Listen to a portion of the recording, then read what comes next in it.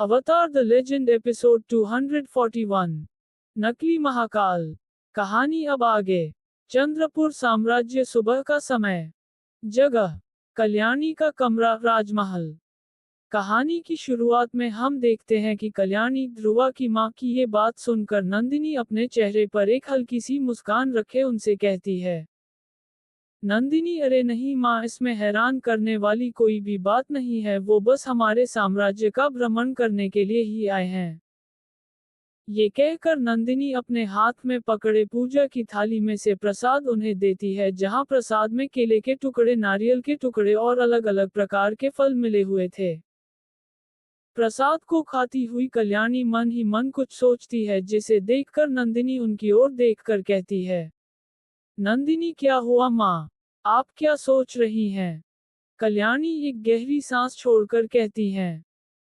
कल्याणी, वैसी कोई चिंतित करने वाली बात नहीं है नंदिनी, बस बात यह है कि मैं सोच रही थी कि ध्रुवा कार्तिक के महीने में नर्मदा नदी से जो छोटी सी शाखा गई है ना चंद्रपुर साम्राज्य से होते हुए, वो वहां जाकर पास के गांव में रहने वाले लोगों के लिए भोजन का प्रबंध करता था, पर जब वो आज नहीं है तो मन कर रहा था मैं खुद ध्रुवा का ये काम वहां करूं, मगर। नंदिनी ये सुनकर हैरान भरी नजरों से कल्याणी से कहती है। नंदिनी, मगर? कल्याणी कहती है। कल्याणी, मगर मेरे पास उतनी राशि नहीं है जिससे मैं ये कर सकूं। तभी नंदिनी कल्याणी को बीच में ही रोक कर कहती है। नंदिनी, अरे नहीं माँ, आप चिंता मत करिए। अगर ये ध्रुवा की बात है तो ये कार्य मेरे लिए भी उतना महत्वपूर्ण है जितना आपके लिए है, मैं इस कार्य के लिए कुछ करती हूँ। ये सुनकर कल्याणी नंदिनी के सिर पर अपना दायां हाथ रखकर ममता के प्रेम भाव से कहती हैं। कल्याणी, ध्रुवा सच में बहुत भाग्यवान है, उसे तुम जैसी जीवन संगिनी मिली। ये सुनकर नंदिनी अपने चेहरे पर एक हल्की सी मुस्कान के साथ कल्याणी की ओर देखने लगती है। जगह अभ्यास स्थल, राजमहल। वहां हम देखते हैं कि महाकाल पूरे 10 के 10 अधमरे हालत में पड़े सैनिकों के बीच में अकेला खड़ा था। उसे ऐसे अकेला खड़ा देख रंजीत गुस्से में मन ही मन सोचता है। रंजीत, इन सुअरों को इसीलिए मैंने खाने के लिए खाना दिया था कि ये ऐसे महाकाल से हार जाएं। एक बार ये सब यहाँ से तिलकगढ़ चले जाएं, वहां मैं इनका पूरा हिसाब करूंगा। तभी महाराज वीरेंद्र मुस्कुराते हुए राजा अजय राठौर से कहते हैं। महाराज वीरेंद्र, तो कैसा लगा हमारा महाकाल आपको राजा साहब? राजा अजय राठौर ये सुनकर अपने चेहरे पर एक हल्की सी मुस्कुराहट रखे अपनी जगह पर से उठ के खड़े हो जाते हैं। इसके बाद वो महाकाल की ओर देखकर कहते हैं। राजा अजय राठौर, मान गए तुम्हें महाकाल, वास्तव में तुम्हारे बारे में हमने जैसा सोचा था तुम बिल्कुल वैसे हो, निडर, साहसी और पराक्रमी। और सबसे बड़ी बात कि तुम एक सही मायने में एक योद्धा हो। इसके बाद वो एक गहरी सांस छोड़कर महाकाल से कहते हैं। राजा अजय राठौर, हम खुशी हैं कि आज तुम्हारे द्वारा हमारे सैनिकों को प्रशिक्षण मिला कि असल योद्धा कैसा होता है, इसीलिए हम अपनी तरफ से तुम्हें हमारे जिले में आने का प्रस्ताव देते हैं। हो सके तो कभी अपने मूल्यवान समय निकाल कर हमारे जिले में घूमने के लिए आना, हम तुम्हें अपनी तरफ से कुछ पुरस्कार देना चाहते हैं। इसके बाद वो आगे कुछ न कहकर वहां से जाने लगते हैं, जिनके पीछे पीछे रंजीत भी उनके साथ वहां से जाने लगता है। उनके जाने के बाद धीरे धीरे वो सभी सैनिक उठकर एक दूसरे को संभालते हुए वहां से जाने लगते हैं। उनके जाने के बाद रुद्र हैरान भरी नजरों से महाकाल की ओर जाने लगता है। जाते वक्त रुद्र के मन में हल्का डर का भाव था, पर वो फिर भी खुद को संभालते हुए महाकाल के चारों तरफ से उसे बड़े बारीकी से देखने लगता है। इसके बाद वो महाराज की ओर देखकर कहता है। रुद्र पिताश्री, ये कौन है? ये सुनकर महाराज वीरेंद्र अपने सिंहासन पर से उठकर महाकाल से कहते हैं। महाराज वीरेंद्र, तुम जा सकते हो। ये सुनकर महाकाल अपना सिर झुकाकर वहां से जाने लगता है। उसकी ठीक वहां से जाते ही महाराज वीरेंद्र धीरे धीरे रुद्र की ओर बढ़ते हुए कहते हैं। महाराज वीरेंद्र, शायद इसका आकलन ध्रुवा ने आज से 3 साल पहले ही कर दिया था। रुद्र हैरान भरी नजरों से महाराज वीरेंद्र से पूछता है। रुद्र कौन सा आकलन? महाराज वीरेंद्र कहते हैं। महाराज वीरेंद्र आज से 3 साल पहले ध्रुवा द्रविड़ साम्राज्य की ओर गया था, जहां उसने कई राजाओं के साथ लड़ाई लड़ी। वो आमतौर पर उतना चोट नहीं खाता था, पर द्रविड़ साम्राज्य का पथ उसके लिए थोड़ा कठिन था, क्योंकि वहां के राजा उत्तरी राजाओं से कई ज्यादा ताकतवर थे। इसीलिए ध्रुवा को वहां चोट और अकेलापन का वार सहना पड़ा। इसके बाद वो खांसते हुए रुद्र से कहते हैं, महाराज वीरेंद्र, इसीलिए वो जब यहाँ आया उसने भविष्य के अनुसार एक सेना बनाया, जिसका नाम उसने महाकाल सेना दिया, जहाँ उसका कहना था कि अगर भविष्य में उसे कोई गंभीर चोट मिले या फिर कभी वो लड़ने के लिए लायक न रहा, तो उसके नेतृत्व में कोई और उसकी जगह लेकर युद्ध में लड़े, जिससे कि महाकाल का भय हमेशा शत्रु सेना में रहे। ये सुनकर रुद्र महाराज वीरेंद्र से पूछता है, रुद्र तो ये? महाराज वीरेंद्र कहते हैं, महाराज वीरेंद्र, ये उसी सेना के 8 सैनिकों में से सबसे ताकतवर योद्धा है, जो कि अब तक महाकाल के शक्ति का 30% तक पहुंच पाया है। इसीलिए हमने इसे आज राजा अजय राठौर के इस चुनौती में शामिल होने के लिए बुलाया था। ये सुन रुद्र मुस्कुराते हुए महाराज वीरेंद्र से कहता है, रुद्र 30%? हाँ, मुझे लग ही था, क्योंकि अगर इसके अलावा ध्रुवा वाला असली महाकाल यहाँ होता तो शायद यहाँ का नज़ारा और नतीजा थोड़ा अलग होता। इसके बाद रुद्र उनसे पूछता है, रुद्र, क्या मैं जान सकता हूँ कि ये जो नकली महाकाल गया है वो कौन है? क्योंकि भले ही वो नकली था, पर कुछ क्षण के लिए मुझे लगा कि यही असली महाकाल है। ये सुनकर महाराज वीरेंद्र अपने चेहरे पर एक हल्की सी मुस्कुराहट रखे रुद्र से कहते हैं, महाराज वीरेंद्र, नहीं, अभी के लिए उसका परिचय सबसे छुपा रहे, इसी में सबकी भलाई है। इसके बाद रुद्र मन ही मन कुछ सोचकर महाराज के आगे अपना सिर झुकाते हुए कहते हैं, रुद्र जी पिताश्री। कुछ देर बाद महल में वहां रुद्र मन ही मन खुश भरे मिजाज में अपने कमरे में पहुंचता है कि तभी वो अपने कमरे में देखता कि वहां कोई पहले से ही मौजूद था, और वो कोई और नहीं बल्कि नंदिनी थी। 46 अवतार द लेजेंड एपिसोड 242 चंद्रपुर का इतिहास। कहानी अब आगे। चंद्रपुर साम्राज्य। सुबह का समय। जगह रुद्र का कमरा, राजमहल। कहानी की शुरुआत में हम देखते हैं कि अपने कमरे में नंदिनी को देखकर रुद्र हैरान भरी नजरों से कमरे के अंदर प्रवेश करता है। तब नंदिनी कमरे के अंदर के दीवार पर बने चित्र की ओर देख रही थी, जहां एक योद्धा अकेले अपने सामने के खड़े कई सारे दुश्मनों एक साथ रोक रहा था। नंदिनी बड़े ध्यान से उस चित्र को देख रही थी कि तभी रुद्र अपने चेहरे पर एक मुस्कान रखे कमरे के अंदर प्रवेश करते हुए कहा, रुद्र, वो हमारे पीढ़ी के पहले राजा चंद्रयदेव हैं। ये सुनते ही नंदिनी हैरान भरी नजरों से अपने पीछे की ओर रुद्र को देखती है। इसके बाद रुद्र कहते हैं, रुद्र, वो हमारे वंश के पहले राजा थे, जिन्होंने हमारे राजवंश की नींव रखी, बल्कि इस राज्य का नाम भी उन्होंने ही रखा था। ये सुनकर नंदिनी उस चित्र की ओर वापस देखते हैं और रुद्र से पूछती है, नंदिनी, उन्होंने इस साम्राज्य का नाम चंद्रपुर क्यों रखा? रुद्र मुस्कुराते हुए अपने हाथों को पीछे की ओर करते हुए नंदिनी से कहता है, रुद्र, बात सदियों पुरानी है नंदिनी जी। उस समय यहाँ के लोग कई देवताओं की पूजा करते थे।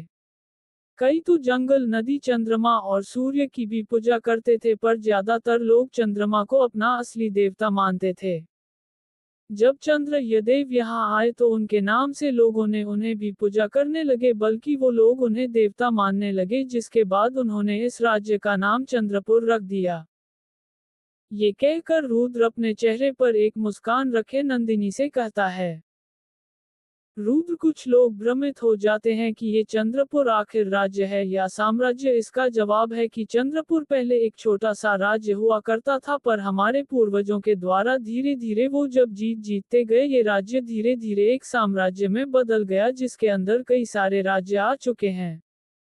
हर राज्य का एक अलग नाम है, पर उसके जड़ इसी राज्य से जुड़े हुए हैं, इसीलिए ये चंद्रपुर एक साम्राज्य कहलाता है। ये सभी बातें सुनकर नंदिनी रुद्र से मुस्कुराती हुई कहती है, नंदिनी, एक व्यक्ति को अपना इतिहास जानना जरूरी है। ये सुनकर रुद्र मुस्कुराते हुए नंदिनी से कहता है, रुद्र बिल्कुल सही कहा आपने नंदिनी जी, एक व्यक्ति को अपना इतिहास जानना जरूरी है। बचपन में एक बार पिताश्री ने हमें कुछ कहा था जो हमें अब भी याद है, जिस व्यक्ति का कोई इतिहास नहीं होता उसका कोई भविष्य भी नहीं होता।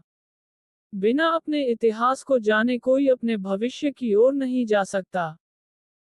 नंदिनी ये सुनकर रुद्र की ओर देखकर कहती है, नंदिनी हमारे हिसाब से आपको एक किताब लिखनी चाहिए और उसे नालंदा विश्वविद्यालय जो कि बिहार में उपस्थित है वहां छपवाना चाहिए। रुद्र ये सुनकर मुस्कुराते हुए नंदिनी से कहता है, रुद्र नालंदा विश्वविद्यालय, हाँ लगता है आपको किताबें पढ़ने का शौक है नंदिनी जी। नंदिनी मुस्कुराती हुई कहती है, नंदिनी ओ हाँ पिताजी हमेशा वहां से हमारे लिए कई सारे किताबें लाते थे जिसमें हम कुछ इतिहास वाले तो कुछ कहानियों वाली किताब पढ़ते थे। रुद्र कहता है, रुद्र हाँ पिताश्री ने कहा था कि विश्व के अलग अलग विद्वान आकर वहां पर अपने तथ्य रखते हैं। सच कहें तो इतिहास वो होता है जो एक देश के सभ्यता को दर्शाता है, जैसे नालंदा ने सनातन धर्म और बौद्ध धर्म जैसे अनेक धर्म वाले हमारे देश के सभ्यता को अब तक बचाया हुआ है। मेरे हिसाब से आज के समय अगर किसी देश को मूल रूप से नष्ट करना हो तो उसके इतिहास और सभ्यता के ऊपर करना चाहिए। ये सुनकर नंदिनी हैरान भरी नजरों से रुद्र कहते हैं, नंदिनी मतलब अगर कोई नालंदा के ऊपर? रुद्र कहता है, रुद्र हाँ अगर नालंदा के ऊपर कोई आक्रमण करे तो भारत देश का अपना इतिहास डगमगा जाएगा और लोग अपने ही इतिहास का प्रमाण मांगेंगे दूसरों से और ऐसे में देश अपने ही पहचान में उलझकर दूसरे धर्मों को चुनने लगेगा और भीतर ही भीतर टूट जाएगा। ये सुनकर नंदिनी मन ही मन डर के भाव के साथ रुद्र से कहती है, नंदिनी इतिहास सबसे बड़ी ताकत भी और सबसे बड़ी कमजोरी भी है एक देश का। ये सुनकर रुद्र नंदिनी से कहता है, रुद्र हाँ पर अभी चिंता करने वाली कोई बात नहीं है, ये काम कोई एक नपुंसक ही कर सकता है, अगर लड़ना है तो सीधे सामने से लड़े।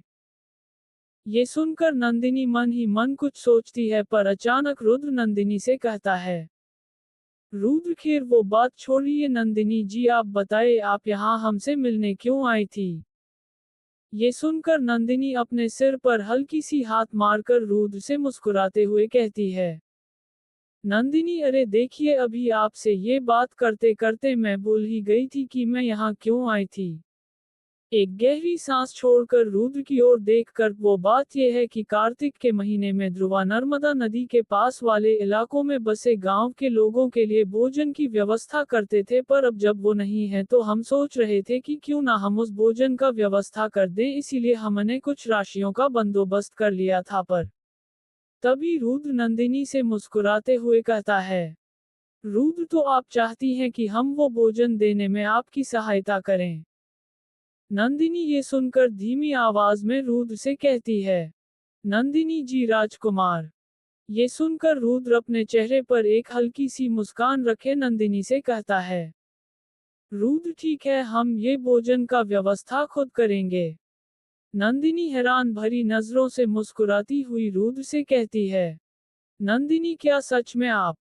रुद्र कहता है, रुद्र बिल्कुल, देखा जाए ये आपसे ज्यादा हमारा कर्तव्य है कि अपने भाई की इस पुण्य कार्य को और भी आगे ले जाएं, आप चिंता मत करिए नंदिनी जी, मैं सब कर लूंगा। नंदिनी कहती है, नंदिनी ठीक है, तो हम शाम को यहाँ आकर जो भी करना है। रुद्र ये सुनकर नंदिनी को बीच में ही रोककर उसे कहता है, रुद्र मैंने क्या कहा आपसे, आप चिंता मत करिए, मैं और मेरे लोग सबका इंतजाम कर लेंगे, हम पर भरोसा रखें। ये सुनकर नंदिनी मुस्कुराती हुई रुद्र से कहती है, नंदिनी धन्यवाद राजकुमार। नंदिनी मुस्कुराती हुई आगे कुछ कह पाती पीछे कमरे के बाहर खड़ा रणजीत हंसते हुए कहता है, रणजीत अरे ये क्या, रानी जी यहाँ। ये सुनकर रुद्र और नंदिनी रणजीत की ओर देखने लगते हैं, जिसके बाद नंदिनी के चेहरे पर से अचानक मुस्कुराहट गायब हो जाती है और वो जल्दी जल्दी में रुद्र से कहती है, नंदिनी ठीक है राजकुमार, हमें आज्ञा दीजिए। ये कहकर वो दरवाजे के पास खड़े रंजीत के बगल से होती है वहां से चली जाती है, जिसे देखकर रंजीत मुस्कुराते हुए रुद्र की ओर देखकर कहता है, रंजीत ये क्या हुआ? मैंने कुछ बुरा बोल दिया क्या? अभी तो बड़ी प्यारी प्यारी बातें चल रही थी और जब मैं आया तो वो चली गई। ये सुनकर रुद्र रंजीत से कहता है, रुद्र ऐसी कोई बात नहीं है रंजीत, वो बस यहाँ हमसे कुछ जरूरी बात करने आई थी। रंजीत ये सुनकर मुस्कुराते हुए कमरे के अंदर आता है और कहता है, रंजीत ना ना ना रुद्रा, मुझे तो दाल कुछ काला लगे है। ये कहकर रंजीत हंसते हुए रुद्र के नजदीक आकर उसे कहता है, रंजीत कहीं तेरा और उस रानी जी का कोई चक्कर चल रहा है क्या? ये कहकर वो जोर जोर से हंसने लगता है, जिसे सुनकर रुद्र पूरी तरह से गुस्से में रंजीत की ओर देखने लगता है। 47 अवतार द लेजेंड एपिसोड 243 चिंता। कहानी अब आगे। चंद्रपुर साम्राज्य। सुबह का समय। जगह राजकुमार रुद्र का कमरा, राजमहल। कहानी की शुरुआत में हम देखते हैं कि कमरे में रंजीत की बचकानी बातें सुनकर रुद्र गुस्से में अपने हथेलों को मुट्ठी कर लेता है, जिसे देखकर रंजीत थोड़ा नजदीक आकर रुद्र से कहता है, रंजीत के हुआ रुद्रा, मैंने कुछ गलत बोला क्या?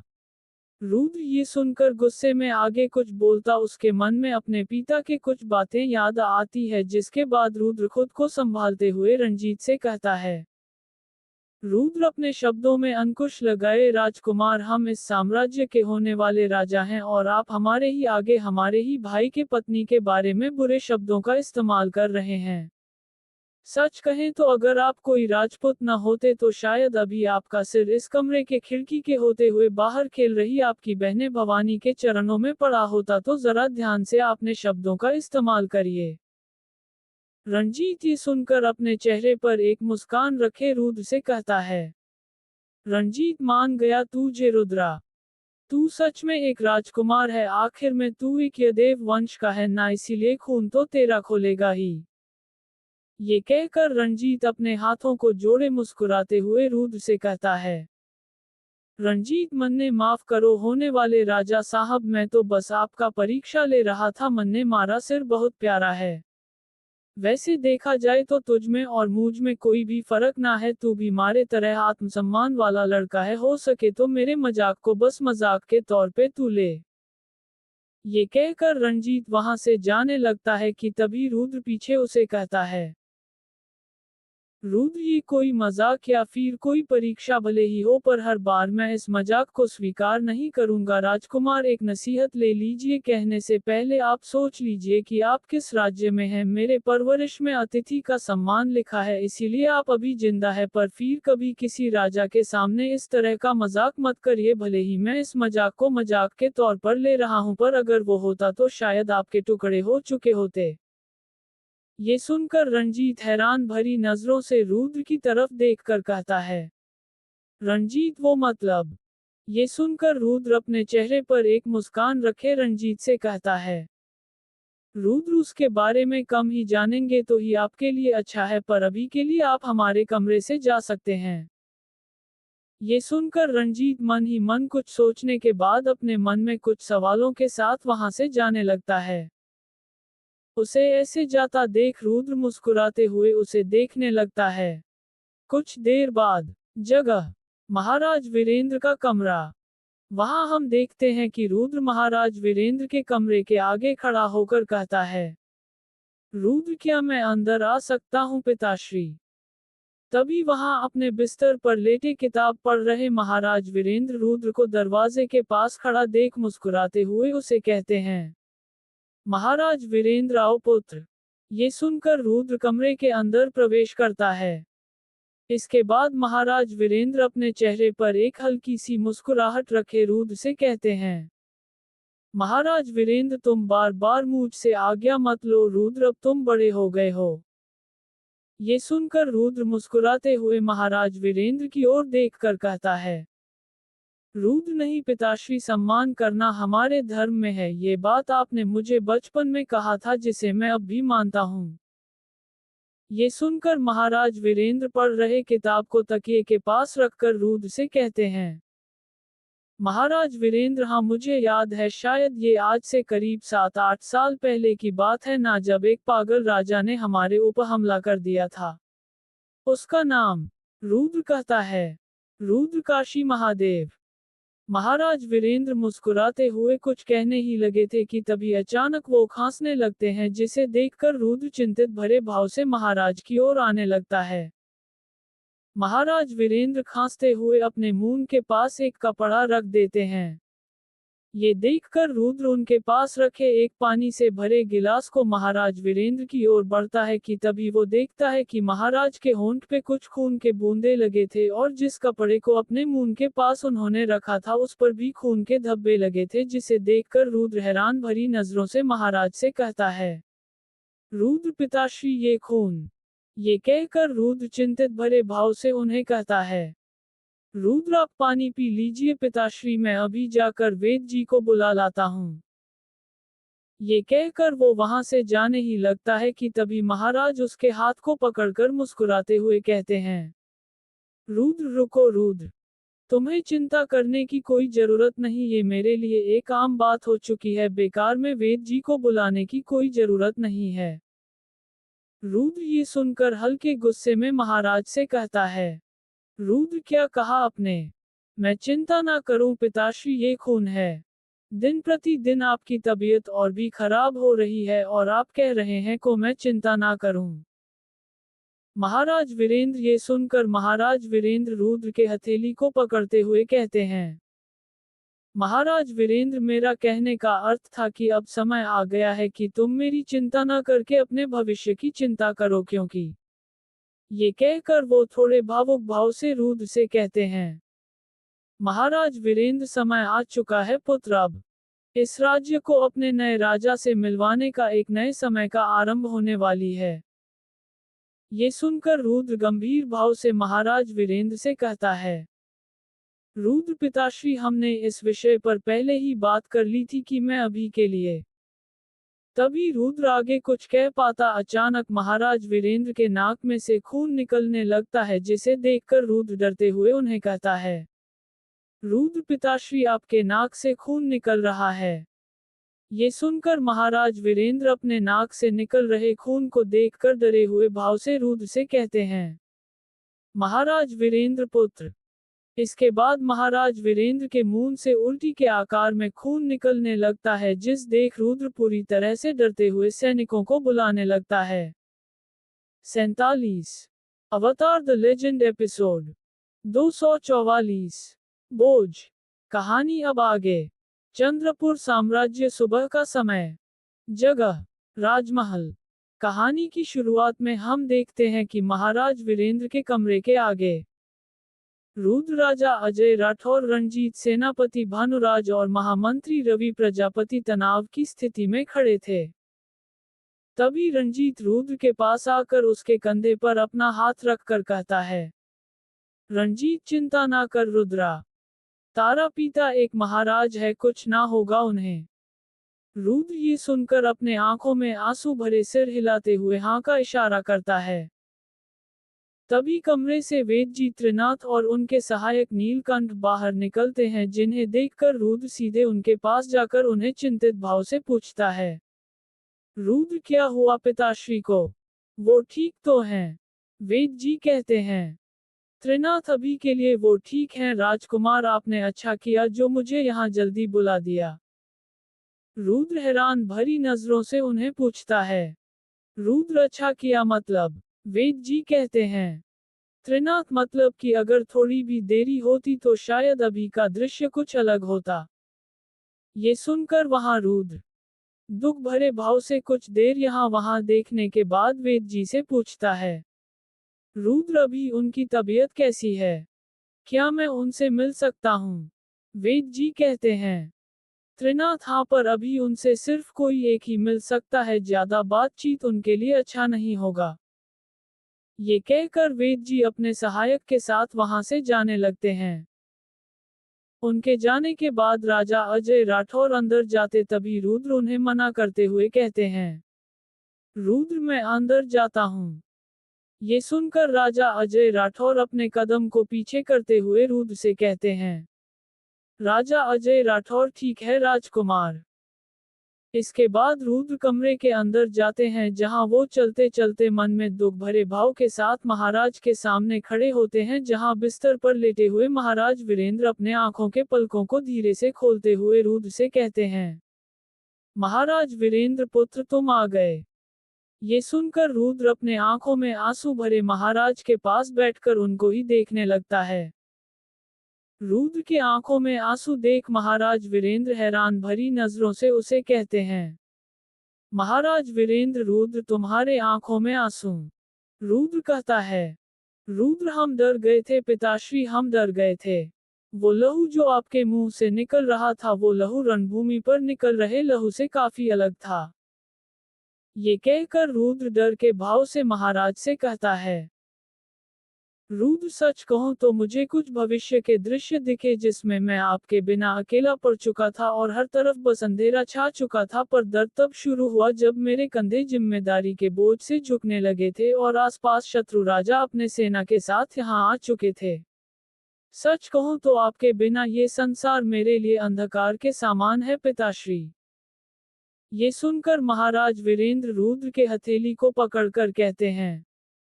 महाराज वीरेंद्र, रुद्र तुम एक यदेव हो जहां के योद्धाओं ने इस साम्राज्य को खड़ा किया है और तुम डर रहे हो रुद्र। मुझे अब भी याद है कि मैं तब राजा बना था जब मेरे हाथ में खिलौने थे, मुझे उन खिलौनों को छोड़कर लकड़ी के तलवार पकड़ने पड़े और बाद में लकड़ी का तलवार छोड़कर लोहे का तलवार पकड़ना पड़ा, और वो भी किसके लिए? इस साम्राज्य के लिए। ये कहकर वो नाराजगी जताते हुए बिस्तर पर से उठकर रुद्र से पूछते हैं। महाराज वीरेंद्र, आखिर तुम्हें किस बात का डर है पुत्र? तुम मुझे बता सकते हो कि तुम क्यों अपने भविष्य से दूर हो रहे हो? आखिर तुम्हें कौन सी चीज चंद्रपुर साम्राज्य से अलग कर रहा है, बताओ मुझे। रुद्र ये सुनकर चुप रहता है, जिसे देखकर महाराज एक गहरी सांस छोड़कर रुद्र के कंधे पर अपना हाथ रखकर कहते हैं। महाराज वीरेंद्र, अगर तुम इस तरह से अपने बात पे अड़े रहोगे तो शायद मेरे मरने के बाद ये साम्राज्य भी मेरे साथ नष्ट हो जाएगा। रुद्र सुनते ही मन में दुख लिए महाराज से कहता है। रुद्र, ऐसा मत कहिए पिताश्री, मैं बस अभी तैयार नहीं हूं इस बोझ को उठाने के लिए। महाराज गुस्से में कहते हैं। महाराज वीरेंद्र, आखिर कब तक? रुद्र, तुम्हारा पराक्रम नंदिनी के स्वयंवर में सबने देखा है, जहां तुमने सभी राजकुमारों को अकेले अपने बुद्धि और शक्ति के बल से हराया था। कुछ दिन पहले तुम राजा अजय राठौर से भी भिड़ गए, तो किस बात का तुम्हें डर है? मुझे ये नहीं पता चल रहा। ये कहते हुए वो जोर जोर से खांसने लगते हैं, जिसे देखकर रुद्र डर के मारे उन्हें कहता है। रुद्र, आप अभी के लिए आराम कीजिए पिताश्री, इतनी चिंता करेंगे तो। रुद्र आगे कुछ कह पाता महाराज वीरेंद्र उन्हें बीच में ही रोककर उनसे कहते हैं। महाराज वीरेंद्र, क्या होगा? ज्यादा से ज्यादा मैं मर जाऊंगा। अपने आंखों के सामने अपने पूर्वज की साम्राज्य को नष्ट होता देखने से तो अच्छा है कि मैं मर जाऊं। रुद्र ये सुनकर उनकी ओर देख उनसे कहता है। रुद्र, दया करके ऐसा मत कहिए पिताश्री। महाराज वीरेंद्र एक गहरी सांस लेकर रुद्र से कहते हैं। महाराज वीरेंद्र, और मैं क्या कर सकता हूँ? रुद्र, क्या इसी दिन के लिए ध्रुवा ने अपने जीवन का आधा वर्ष इस साम्राज्य के लिए निछावर कर दिया था? क्या उसे अच्छा लग रहा होगा कि उसका राजा आज हार चुका है? क्या इसीलिए मैंने ध्रुवा को दहकती हुई आग में जलने के लिए बचपन में छोड़ दिया था? सच कहूं तो अब जो भी मेरे साथ हो रहा है, ये सब मेरे कुकर्म है, जिसके लिए आज मुझे ये दंड मिल रहा है। ये सुनकर रुद्र महाराज की ओर देखकर कहता है। रुद्र, ऐसा कुछ नहीं है पिताश्री, वो आपने साम्राज्य के लिए किया था, शायद कोई और होता तो वो भी यही करता। ये सुनकर महाराज वीरेंद्र दुख भरे भाव से रुद्र से कहते हैं। महाराज वीरेंद्र, दुख मुझे सबसे ज्यादा इस बात पर हो रहा है कि अभी केवल अगर कोई अपना कहने वाला है, वो केवल और केवल भानु और उसका बेटा तक्ष ही बचे हैं। ये सुनकर रुद्र को अचानक से कुछ बातें याद आ जाती हैं, जिसे याद करने के बाद रुद्र उनसे कहता है। रुद्र पिताश्री, मुझे आपसे तक्ष के बारे में कुछ कहना था। ये सुनकर महाराज वीरेंद्र हैरान भरी नजरों से रुद्र की ओर देखने लगते हैं। 48 अवतार द लेजेंड एपिसोड 2 आपने लोग। कहानी अब आगे। चंद्रपुर साम्राज्य सुबह का समय। जगह राजमहल। कहानी की शुरुआत में हम देखते हैं कि महल के बाहर खड़े होकर राजा अजय राठौर अपने कुछ सैनिकों से बातें कर रहे थे कि तभी उनके पास रणजीत आकर कर कहता है। रणजीत काका मारे को लागे है कि ये महाराज ज्यादा दिन टिकने वाले ना हैं। राजा अजय राठौर रणजीत की ओर देखकर कहते हैं। राजा अजय राठौर लग तो ऐसा ही रहा है। रणजीत इसके बाद धीमी आवाज में राजा अजय राठौर से कहता है। रणजीत मारे पास एक योजन है काका। ये सुनकर राजा अजय राठौर हैरान भरी नजरों से रणजीत की ओर देखकर उससे पूछते हैं। राजा अजय राठौर और वो योजना क्या है? रणजीत मुस्कुराते हुए उनसे कहता है। रणजीत मैं कुछ लोगों को जानता हूं जो कि चुपके से महाराज को मार सकते हैं। ये सुनकर राजा अजय राठौर मुस्कुराते हुए रणजीत से कहते हैं। राजा अजय राठौर मतलब कुछ भी। आज तुमने देखा नहीं वो महाकाल कितना ताकतवर है, भूलो मत कि ये उसका इलाका है। रणजीत मुस्कुराते हुए राजा अजय राठौर से कहता है। रणजीत तो क्या हुआ काका, हम उसके बिना जाने महाराज को मार देंगे। राजा अजय राठौर कहते हैं। राजा अजय राठौर पर फिर भी हम जोखिम नहीं उठा सकते। रणजीत योजना के अनुसार जो भी बनाया गया था वैसा ही हम करेंगे, ठीक है? वैसे भी वो भले ही हमारा दुश्मन क्यों ना हो, पेड़ वो अभी लड़ाई के हालत में नहीं है और हम एक राजपूत हैं जो कि दुर्बल के ऊपर वार नहीं करते। ये सुनकर रणजीत अपने गुस्से को अपने अंदर ही दबाए हुए वहां से जाने लगता है। जगह महाराज का कमरा। वहां हम देखते हैं कि रुद्र महाराज से कहता है। रुद्र पिताश्री, हमें पता चला है कि तक्ष ने हाल ही में धन भंडार से बहुत ही ज्यादा मात्रा में धन लिया है। महाराज वीरेंद्र हैरान भरी नजरों से कहते हैं। महाराज वीरेंद्र, हाँ तो? रुद्र गंभीर भाव से महाराज वीरेंद्र से कहता है। रुद्र, ये थोड़ी सोचने वाली बात नहीं है कि जितना धन चाहिए उससे ज्यादा ही वो खर्च कर रहा है, मनो वो बहुत दूर किसी दूसरे साम्राज्य में जाकर बात कर रहा है। महाराज वीरेंद्र रुद्र की ओर देखकर नाराजगी जताते हुए उसे कहते हैं। महाराज वीरेंद्र, रुद्र तुम तक्ष के ऊपर संदेह कर रहे हो जो हमारे लिए बाहर जाकर राजाओं से हमारे संबंध को जोड़ रहा है। नहीं रुद्र, ये गलत है। अगर कोई हमारा अपना है तो वो सिर्फ और सिर्फ तक्ष और उसके पिता हैं। देखो, भले ही हम अभी हमारे साम्राज्य में हैं पर अभी भी हमारे दुश्मन हमें घेरे हुए हैं। रुद्र ये सुनकर कहता है। रुद्र, मैं जानता हूँ पिताश्री, पर क्या पता हम जिसे अपना मित्र समझ रहे हैं वो हमारे दुश्मन हो। महाराज वीरेंद्र हैरान भरी नजरों से रुद्र की ओर देखकर उसे कहते हैं। महाराज वीरेंद्र, ये तुम कैसी बहकी बहकी बातें कर रहे हो रुद्र? अभी के लिए ऐसी सोच हमारे साम्राज्य के लिए ठीक नहीं है पुत्र। अभी समय है अपनों को और भी अपना बनाया जाए जिससे हमारी ताकत और भी बढ़े। रुद्र ये सुनकर आगे कुछ ना कहकर एक गहरी सांस छोड़कर महाराज वीरेंद्र की ओर देख कहता है। रुद्र, ठीक है पिताश्री, जैसी आपकी मर्जी। मुझे फिलहाल एक महत्वपूर्ण काम के लिए जाना होगा, तब तक आप अपना ख्याल रखिए। मैं 2 सैनिकों को कक्ष के बाहर खड़ा कर रहा हूं, अगर कुछ चाहिए होगा तो बिस्तर के पास रखे इस घंटी को बजा दीजिएगा। महाराज वीरेंद्र रुद्र से पूछते हैं। महाराज वीरेंद्र, महत्वपूर्ण कार्य? रूस उनसे कहता है। रुद्र, ध्रुवा हमेशा कार्तिक के महीने में हमारे पास वाले नदी किनारे बसे गांव वालों के लिए भोजन का व्यवस्था करता था। मैं सोच रहा हूं कि उसका एक कार्य मैं कल करूं और साथ ही उसके नाम की मूर्ति भी बनाऊं जिससे आगे की पीढ़ी उसे याद रखे। महाराज वीरेंद्र ये सुनकर रुद्र के गाल को छूकर कहते हैं। महाराज वीरेंद्र, ध्रुवा जिंदा होता तो अपने। ये सुनकर रुद्र अपने आंखों में आंसू भरे अपने चेहरे पर एक मुस्कान रखे महाराज वीरेंद्र की ओर देखने लगता है।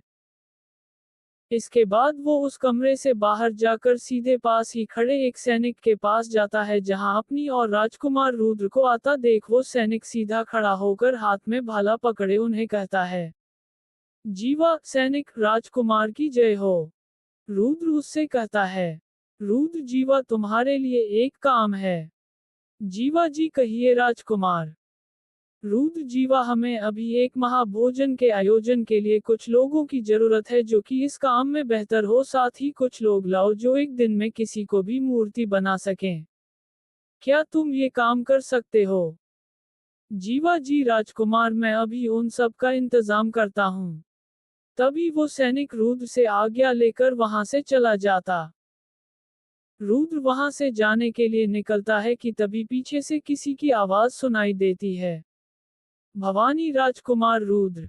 रुद्र इसके बाद अपने पीछे मुड़कर देखता है, जहां राजकुमारी भवानी एक प्यारी सी मुस्कान रखे रुद्र के पास आकर उसे कहती है, भवानी हमें आपसे कुछ बात करनी है। ये सुनकर रुद्र भवानी की ओर हैरान भरी नजरों से देखने लगता है। सहारिस्तान सल्तनत, दोपहर का समय। जगह नबी मोहम्मद का घर। वहां हम देखते हैं कि तक्ष अपने पुराने वेश में मौजूद अपने पोटली में कुछ सामान रख रहा था कि तभी कमरे के भीतर नबी मोहम्मद आकर तक्ष से कहते हैं, नबी मोहम्मद तो तुमने सोच लिया है। ये सुनकर तक्ष अपने चेहरे पर एक मुस्कान रखे नबी से कहता है, तक्षराज हाँ नबी, मुझे अभी के लिए यहाँ से जाना होगा, पर तुम चिंता मत करो, मैं लड़ाई के एक हफ्ते पहले ही यहाँ आ जाऊंगा और साथ ही कुछ और कमजोरियां लाऊंगा जिससे हम चंद्रपुर को बड़े आराम से हरा पाएं। नबी ये सुनकर तक्ष से कहता है, नबी ठीक है, पर लड़ाई में अभी और वक्त है, तुम इतनी जल्दी वहां क्यों जा रहे हो? तक्ष अपने पोटली में कपड़े रखते हुए नबी से कहता है, तक्षराज मुझे कुछ पता चल चुका है नबी, बस मैं उस बात को सही साबित करने जा रहा हूँ। ये कहकर वो पूरी तरह से तैयार होकर कमरे से बाहर जाता है कि तभी नबी उसे कहता है, नबी और उस लड़की के बारे में क्या सोचा है तक्ष? ये सुनकर तक्ष रुक जाता है और एक गहरी सांस लेकर नबी से कहता है, तक्षराज मेरे सपनों की बिच मैं किसी को भी नहीं रखता नबी। ये कहकर वो वहां से चला जाता है।